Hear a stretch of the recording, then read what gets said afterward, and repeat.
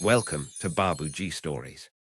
आलिया एक आम लड़की थी जिसे पुरानी और मुनफरद चीजें जमा करने का बेहद शौक था।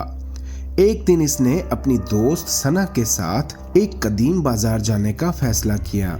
बाजार की गलियों में चलते चलते वो एक छोटी सुनसान सी दुकान के सामने रुकी। दुकान पर मिट्टी जमी हुई थी और अंदर एक बूढ़ा दुकानदार बैठा था जिसकी आंखों में एक अजीब सा खौफ झलक रहा था। आलिया की नजर एक खूबसूरत गुड़िया पर पड़ी जो हैरत अंगेज तौर पर नई लग रही थी। इसके सुनहरे बाल, नीली आंखें और लाल लिबास बहुत दिलकश था। ये गुड़िया कितने की है? आलिया ने पूछा।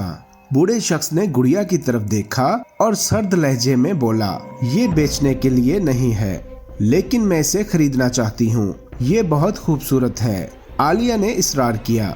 बूढ़ा कुछ देर खामोश रहा, फिर बोला, अगर तुम इसे ले जाना चाहती हो तो एक बात याद रखना, इसे कभी भी रात के वक्त तन्हा मत छोड़ना।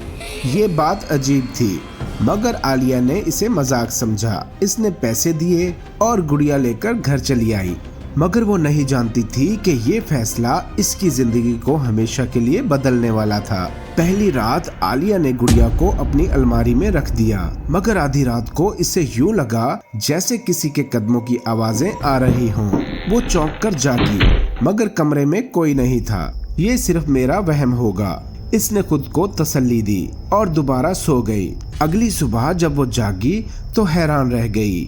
अलमारी का दरवाजा खुला हुआ था और गुड़िया फर्श पर पड़ी थी, जैसे किसी ने इसे बाहर निकाला हो। मैंने तो इसे अलमारी में रखा था, आखिर ये नीचे कैसे आई? आलिया बुड़बुड़ाई। शुरू में इसने इसे इत्तेफाक समझा, मगर दिन गुजरते गए और अजीबोगरीब वाकयात बढ़ते गए। कभी रोशनी खुद ब खुद चपकने लगती, कभी पानी का नल खुद ही चल पड़ता, कभी ऐसा महसूस होता जैसे कोई इसके करीब खड़ा है, मगर जब वो पलटती तो वहाँ कोई नहीं होता। एक दिन इसकी छोटी बहन आयजा ने डरते हुए कहा, आलिया, तुम रात को गुड़िया से बात कर रही थी ना? आलिया के रोंगटे खड़े हो गए। नहीं, मैं तो सो रही थी, लेकिन मैंने खुद तुम्हारी आवाज सुनी थी। अब आलिया को यकीन हो चुका था कि ये कोई आम गुड़िया नहीं थी। अब आलिया ने गुड़िया के बारे में जानने का फैसला किया। इसने इंटरनेट पर तलाश की, पुरानी किताबें देखी और आखिरकार एक पुरस्कार कहानी सामने आई। ये गुड़िया 100 साल पुरानी है। ये एक छोटी बच्ची की थी जो पुरस्कार तौर पर लापता हो गई थी। इसकी माँ ने कहा था कि इसकी बेटी ने गुड़िया के साथ खेलते खेलते अचानक चीख मारी और फिर वो कभी नहीं मिली। कुछ लोगों का कहना था कि गुड़िया में किसी आसेब की रूह कैद थी और जो भी इसे अपने घर ले जाता इसके साथ भयानक वाकयात होने लगते। ये पढ़कर आलिया का दिल जोर जोर से धड़कने लगा। इसने सोचा कि वह फौरन इस गुड़िया से जान छुड़ाएगी, मगर ऐसा करना इतना आसान नहीं था। अगली रात आलिया ने फैसला किया कि वो गुड़िया को घर से निकाल देगी। जैसे ही इसने गुड़िया को अलमारी से उठाया, अचानक कमरे की रोशनी छपकने लगी, खिड़की जोर से खुल गई और एक तेज ठंडी हवा कमरे में भर गई। अचानक गुड़िया की नीली आंखों में एक खौफनाक चमक उभरी और इसके होंठ जैसे हिलने लगे। मुझे यहाँ से मत ले जाओ। ये सुनकर आलिया की चीख निकल गई। इसने घबरा कर गुड़िया को नीचे फेंक दिया और दरवाजे की तरफ भागी, मगर दरवाजा खुद ब खुद बंद हो गया। कमरे में सरगोशियां गूंजने लगी, जैसे कई लोग बैकवक्त बात कर रहे हों।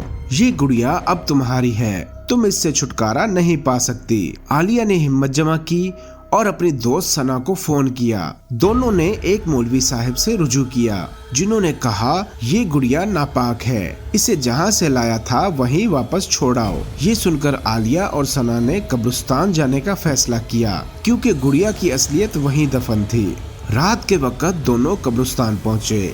जैसे ही इन्होंने गुड़िया को कब्र में रखने की कोशिश की, अचानक तेज हवा चलने लगी, दरख्त हिलने लगे और ऐसा महसूस होने लगा जैसे कोई इन्हें देख रहा हो। आलिया ने गुड़िया को कब्र में रखा और मिट्टी डालनी शुरू की, मगर अचानक गुड़िया के मुंह से एक जोरदार चीख निकली, नहीं, मुझे यहाँ मत छोड़ो। जमीन हिलने लगी, मगर सना ने जल्दी से मौलवी साहब की दी हुई दुआ पढ़नी शुरू कर दी।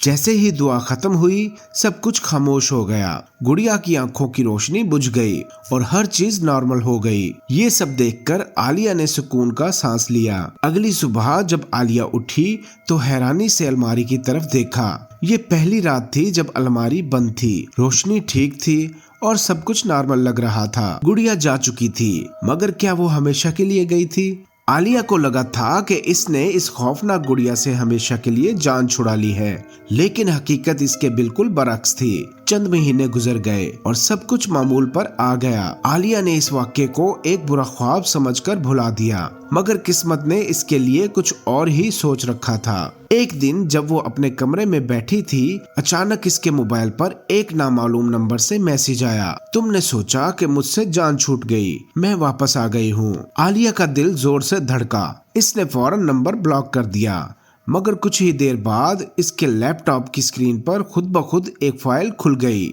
इसमें एक तस्वीर थी, वही गुड़िया जो कब्र में दफन कर दी गई थी। ये कैसे मुमकिन था? क्या किसी ने कब्र से निकाल कर इसे दोबारा बेच दिया था? अगले दिन आलिया और सना ने इस गुड़िया के बारे में मजीद जानने का फैसला किया। वो इसी कदीम बाजार में गईं, जहां पहली बार इस दुकान से गुड़िया खरीदी गई थी। दुकान के अंदर वही बूढ़ा दुकानदार बैठा था, लेकिन इस बार इसकी आंखों में एक अजीब चमक थी, जैसे वो पहले से ही इनका इंतजार कर रहा हो। तुम दोबारा आ गई हो, इसने गहरी सांस लेते हुए कहा। हमें सच जानना है, ये गुड़िया कौन है और ये हमारी जान क्यों नहीं छोड़ रही? बूढ़े ने आहिस्ता से कहा, ये गुड़िया एक आम खिलौना नहीं है, ये एक नापाक जिसे कभी सही तरीके से कैद नहीं किया गया था।